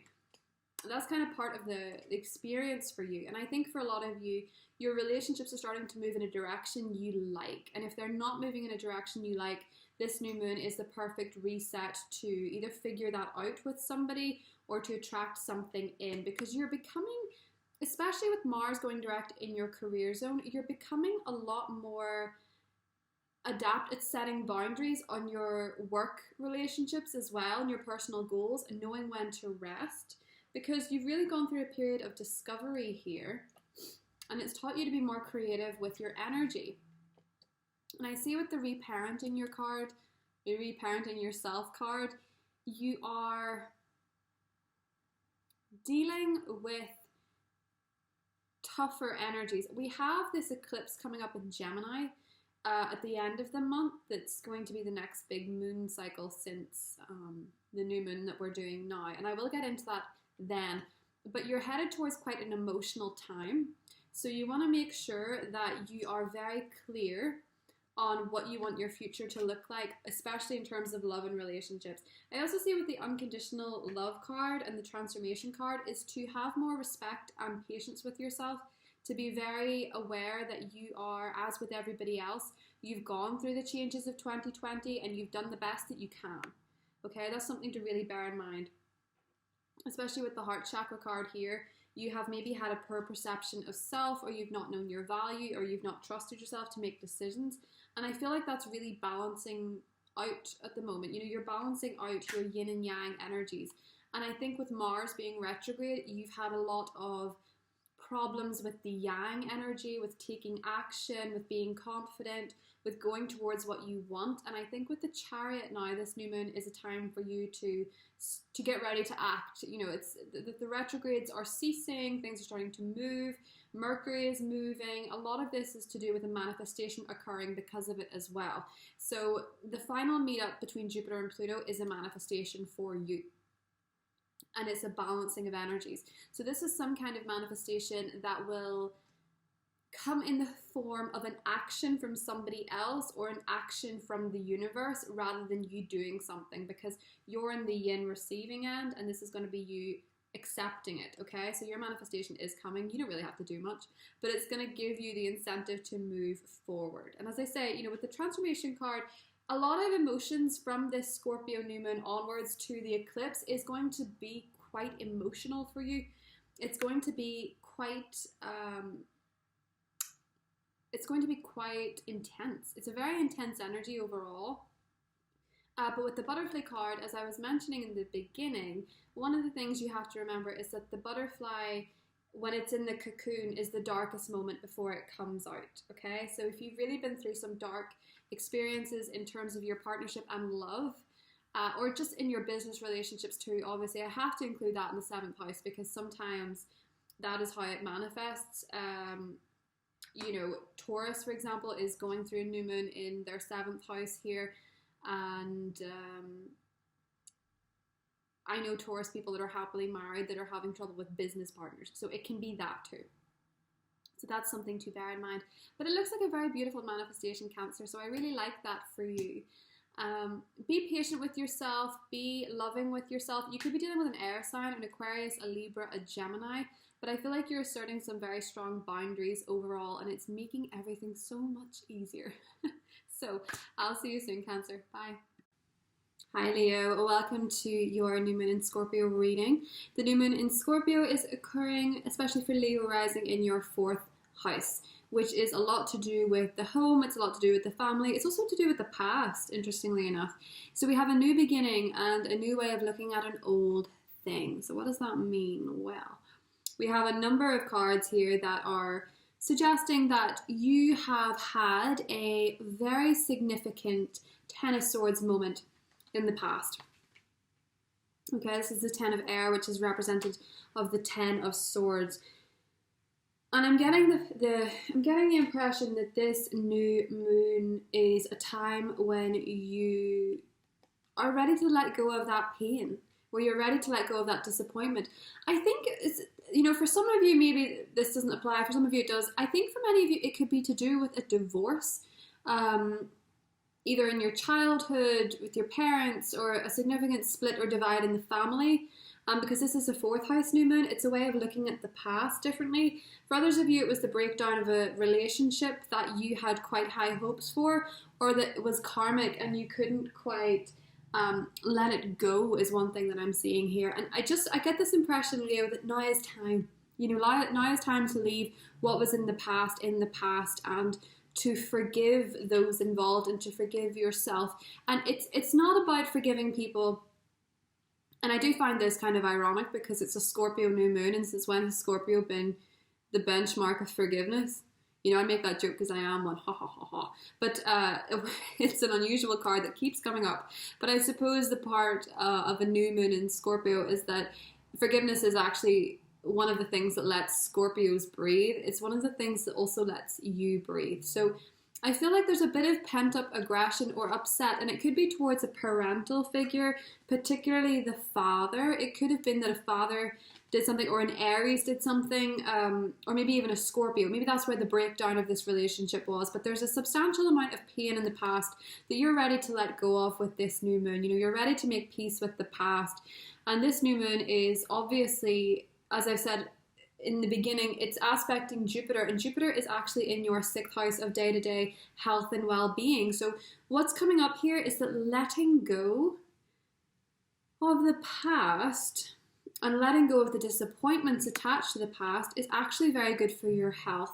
So if you're having some kind of physical ailment or some kind of physical pain, this is telling me that you need to release something from the past. And I think for a lot of you, it's in the chest. It could be chest pain, shoulder pain, especially Leo rising. It could be a feeling like you can't inhale as well. Sorry, my phone is going off so much. I'm just going to throw it. Bye. No disrespect to the person on the other side of the phone, but it's kind of like letting go of the past, letting go of the memories of how things used to be in a painful way, and remembering them for what was good about the past. Because I feel like a lot of the things that's coming through you, Leo, is based on this really beautiful expansive energy, and Jupiter is getting ready to go into Aquarius, which is actually marriage and partnerships. So if you're someone who's been through significant pain and difficulty in relationships, this is asking you with this new moon to make sure that you have room to usher in something healthy, because you have the abundance card not once, not twice, but thrice, which is quite interesting because it's the 3rd and final Jupiter-Pluto conjunction, and it's happening in your 6th house, which is work and fitness and health. So the universe is pouring its abundance out to you. Be open to receiving. So obviously Jupiter has a big part to play with this. I feel that this new moon is a beautiful start for you if you run a home business, if you work from home at the moment, if you're looking to manifest a new job, if you're looking to enhance your skills where you are, because with the Emperor and the Ace of Wands, and I think particularly because we're leading from that blue moon in Taurus, your career sector, a lot of you are manifesting self-employment, and this is giving you a little thumbs up that that is on its way to you.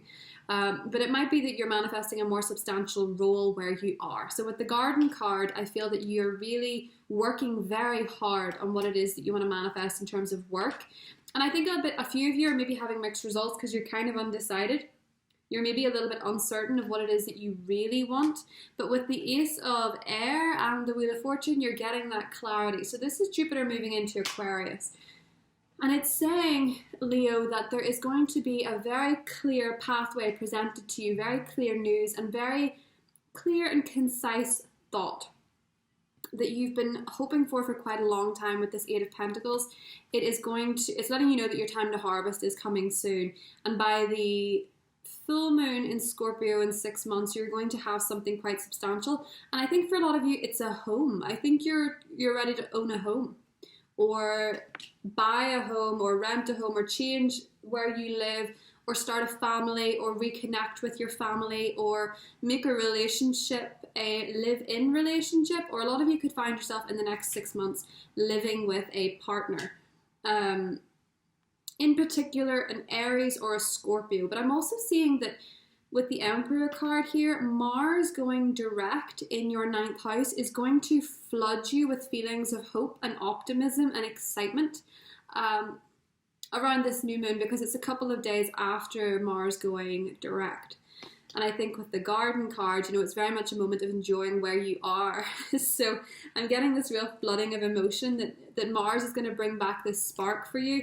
And you're going to feel like you really want to go after prosperity and abundance, both financially and in terms of your relationships. You know, with these cards, the process of abundance starts with really appreciating where you are. So if a lot of you are looking to manifest money in the next 6 months for a home, this is something that's very well indicated here. Or you're looking to redecorate or redesign or renovate or something like that is what I'm seeing with this new moon. But if you're wanting to manifest a home and a family, Leo, what I'm kind of hearing, or healing there, what I'm kind of hearing is that you need to, with that 10 of Swords, let go of a disappointment, especially if you're keeping it under wraps. Because when you're, you know, I've known a lot of people with Leo in their chart, you know, sun, moon, or rising, that when they go through something in their family, especially rising, they kind of push it to the bottom to not acknowledge it and just sort of, you know, approach it with humor to an extent. But sometimes those feelings can bubble up.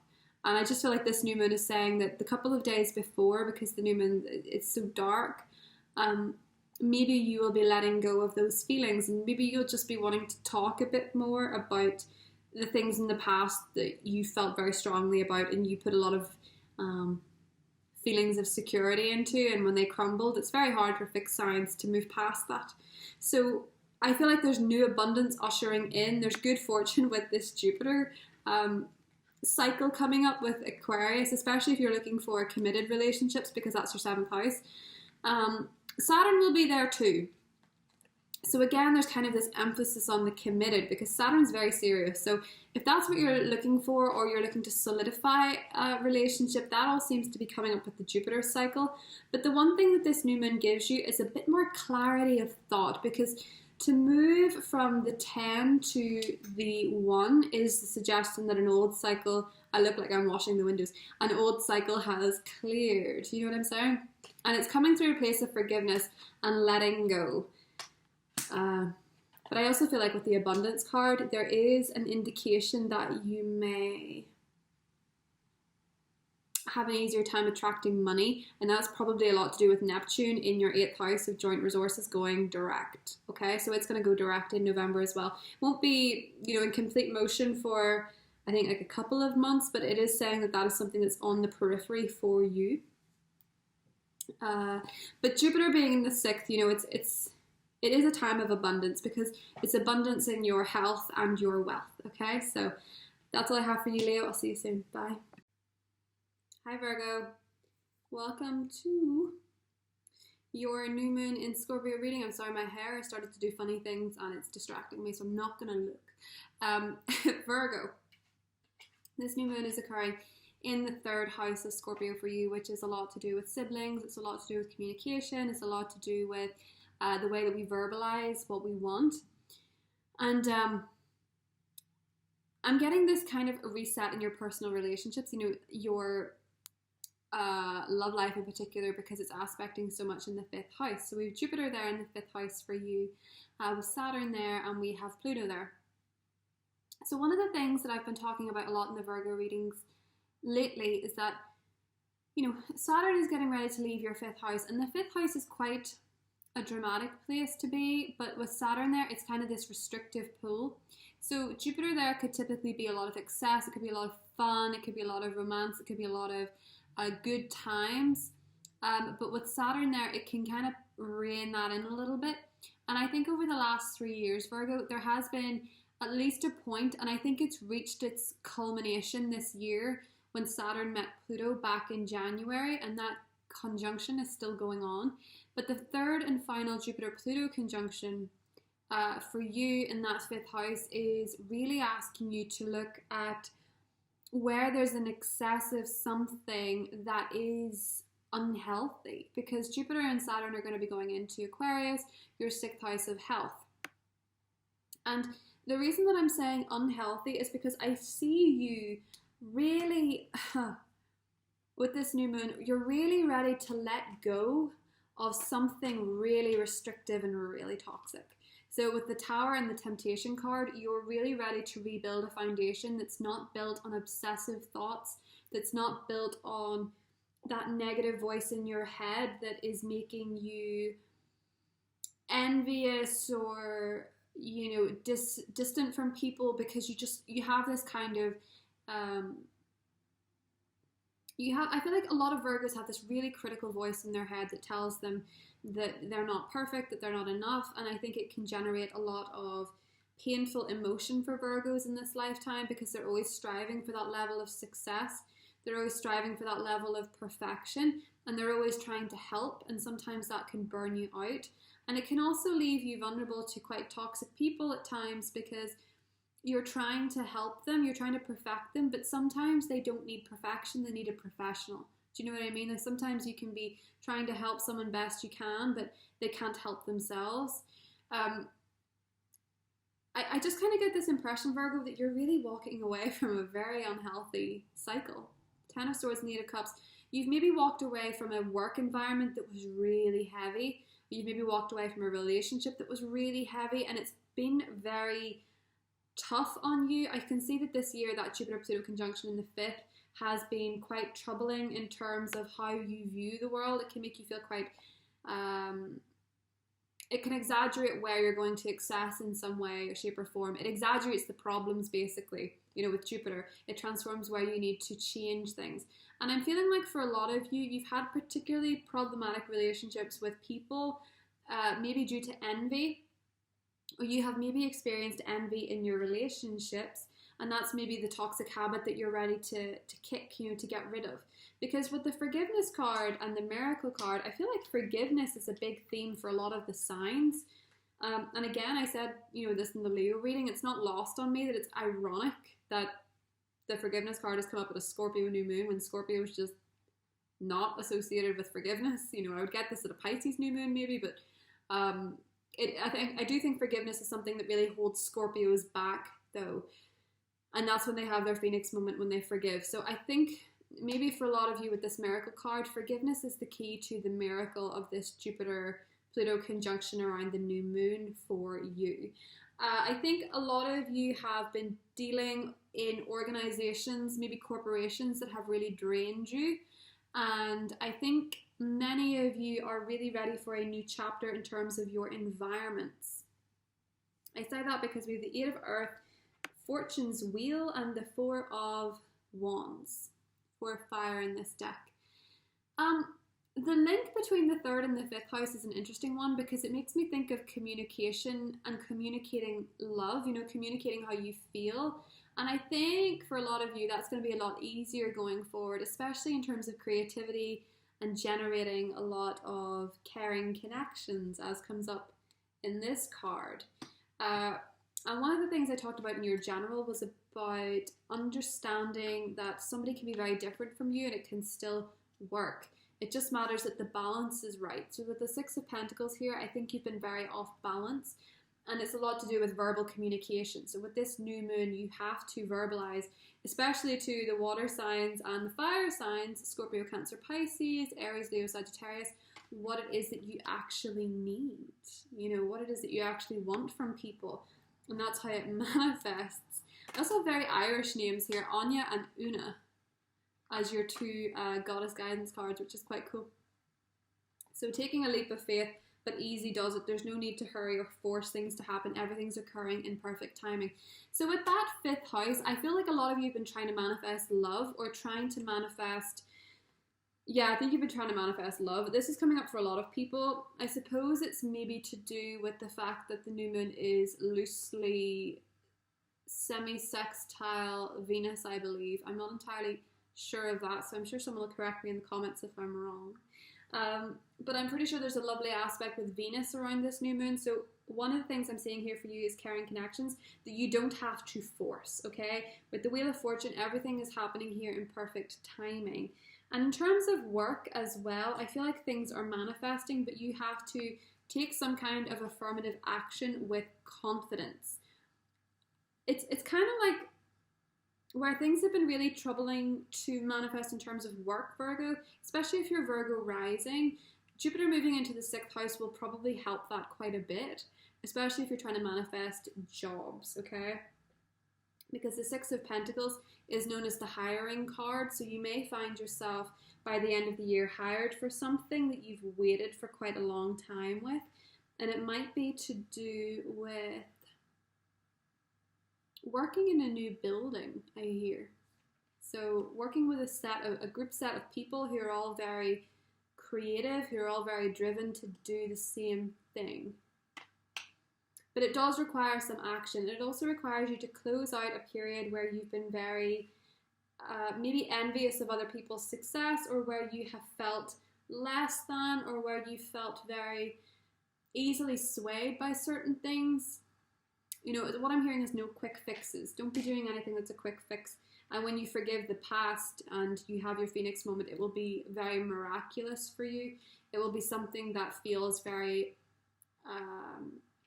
easy. You know, I think you're on the tip of this feel good energy with this new moon. You know, it's a feel good energy. Jupiter aspecting the new moon in the way that it is, and Saturn and Pluto is this beautiful manifestation, but the ability to carry it forward. And the last time we had a new moon that was like that was yours. Okay, so if you didn't quite get what you wanted around that new moon in terms of how you want it to be, you know, what it is that you wanted from yourself, this is a wonderful time to get what you want through speaking it into existence, because the 3rd house is all about our verbal skills. So being able to speak things into existence, being able to write things into existence. For those of you that want to publish a book, or you want to publish a script, or you're in the creative profession in some way, shape or form, I feel like this is a very advantageous time for you, and the wheel is starting to move in your favor in terms of manifestation. That's all I have for you, Virgo. We'll see you soon. Bye. Hi Libra, welcome to your new moon in Scorpio reading. So this new moon is falling in your 2nd house, which is what we value, what we attach meaning to, our worth. You know, it's money, it's material things, but of course it's also what matters most to us in all levels, really. So it's aspecting beautifully Jupiter, Saturn and Pluto, and they're all in your 4th house. So that is actually the past. That's actually our relationship with our family. It's our relationship with our home. And it's much to do with the past, really. So this new moon is a new start for you, well and truly, in terms of releasing the past and moving forward. And I quite clearly see that in your cards as well. It matches the astrology very well. Now, one of the things that's kind of coming up for you that is interesting to me is the forgiveness card. So for a lot of you, I think it could be to do with family, but it's you know, the 4th house is the past. So I feel there's something or someone in the past that you need to forgive. But the 5 of Cups here and the Hanged Man, I feel that there has been something that never quite got resolved, something that either, you know, maybe ended abruptly, or was very shocking to you, or, you know, because the Tower is here as well, something that was very shocking, something that it didn't go quite as planned, something that took you by surprise. It could have been the breakdown of a relationship you had, could have been the breakdown of a family relationship, could have been the loss of a home, could have been the loss of a job. There's something in the past that you need to make peace with. And I say that because here's the Irene card, which is peace. So there's no need to worry as everything is working out beautifully. And it doesn't always feel like that at the time. You know, when things are going to SHIT, and you're having a tower moment and everything's crumbling around you and things aren't going the way that you planned, it's hard to feel like it's all happening for a reason, but sometimes those are the things we look back on and think, oh, you know, that was bad at the time, but I'm really glad it happened. You know, sometimes we can find ourselves quite stuck in certain situations, and it requires an external circumstance to release it. So I kind of get this impression with the 5 of Cups that there has been something in the past that has changed you, and it's changed the way that you deal with your family, or it's changed the way you deal with your home. You know, maybe you're becoming more introverted and isolated, or maybe you're a bit disillusioned with people. Maybe you're feeling a little bit disappointed by certain behaviors in people, or whatever that is. And I feel like it's been a bit of a tower moment for you, and it's asked you to rebuild your foundations based on very strong values. So, you know, your relationships going forward, your friendships, your contracts, your businesses, the place that you work, the relationships you have. With this new moon in Scorpio, it's really saying, make sure that you are aligning yourself with the correct ethos for you, you know, the correct morality for you. Don't be working for companies that are really bad behind closed doors, because that vibration makes you feel like, oh, I don't really feel this good about this decision. So for a lot of you, I think you're making choices to speak up to people on what they're doing wrong, you know, a voice of reason. I actually think a lot about the Libra. She's a legal correspondent, and she's on American TV. I won't even say who she is because it doesn't matter, but she spoke out against her current employer in a biography that she'd written, and it actually resulted, instead of her being fired or mistreated, it actually resulted in better communication and change. And that's something that I'm saying here for you as well with the Ace of Air. It's change through communication. So with so much in your fourth house, you know, you feel inclined to hold back sometimes, and maybe this process of looking inward and spending more time with your family is helping you, but it's important not to become, you know, just a bubble. Because with the Eight of Wands here, there's news coming to you. There's unexpected news, and things are about to pick up pace quite significantly as well, Libra. So one of the things I'm seeing is picking up pace is actually your powers of manifestation. We're heading up to a Gemini eclipse, and Gemini for you is the 9th house, which is very expansive. It's very open. You know, it's the opposite of the 4th house, really, when you think about it. It is freedom of movement, feeling free, feeling like expansive, and you can do things. And with the Magician and the Eight of Wands, I think you're about to come into a period here, especially with Jupiter moving into Aquarius and so much headed towards the air energy, which is so harmonious with you. You're headed towards a period where it's going to be easier to make things happen, especially around that eclipse, around that Gemini eclipse. And for the sake of your health, it's saying to walk beyond something that's disappointed you and be hopeful for the future, because you're stronger than you think. With the Angel of Strength card here, you're going into a brand new chapter. And for a lot of you, it's actually maybe in a healing profession, or maybe you're seeking more holistic methods of healing your body and forgiving as well. You know, maybe you're doing a ritual of forgiveness. But I feel with the Quest card and the Gratitude card is that you are forgiving the past, and you're trying to see the best in where you are. And it's leading you towards something with the Quest card here. There's a point of destiny.